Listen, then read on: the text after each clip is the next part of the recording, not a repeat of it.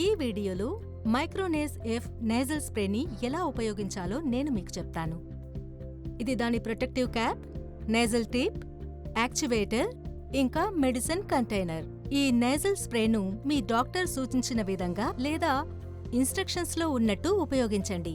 ప్రతిసారి ఉపయోగించే ముందు సేఫ్టీ క్లిప్ను తొలగించాలి. ఉపయోగించిన తర్వాత తిరిగి పెట్టేయాలి. ముందుగా మీ చేతులను బాగా కడగండి, పరిశుభ్రత కోసం, రక్షణ కోసం. తర్వాత మైక్రోనేస్ బాటిల్ను ప్రతిసారి వాడే ముందు మెల్లగా షేక్ చేయండి. ఆ తర్వాత ప్రొటెక్టివ్ క్యాప్ను తీయండి.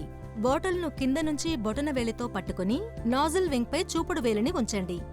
మీరు ఈ బాటిల్ను మొదటిసారి లేదా చాలా రోజుల తర్వాత వాడుతున్నట్టయితే ముందుగా గాల్లోకి కొన్నిసార్లు స్ప్రే చేసి టెస్ట్ చేయండి. నాజిల్ను మీ కళ్ల నుండి దూరంగా ఉంచండి. నాజిల్ టిప్ను ఎప్పుడూ సూదితో గుచ్చకూడదు. అలాగే మీ నాజిల్ స్ప్రేను ఇతరులతో పంచుకోకూడదు. తర్వాత ముక్కులోని రంధ్రాలు శుభ్రం కావడానికి మెల్లగా చీదండి.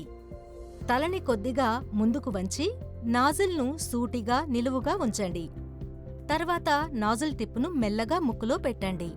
మెల్లగా శ్వాస తీసుకుంటూ నాజిల్ రెక్కలను నొక్కండి. అప్పుడు స్ప్రే విడుదలవుతుంది. స్ప్రే వాడిన వెంటనే తుమ్మడం, దగ్గడం చేయకూడదు. ఆపై నోటి ద్వారా నెమ్మదిగా శ్వాస వదలండి. రెండవసారి స్ప్రే అవసరమైతే అదే స్టెప్స్ మళ్లీ చేయండి.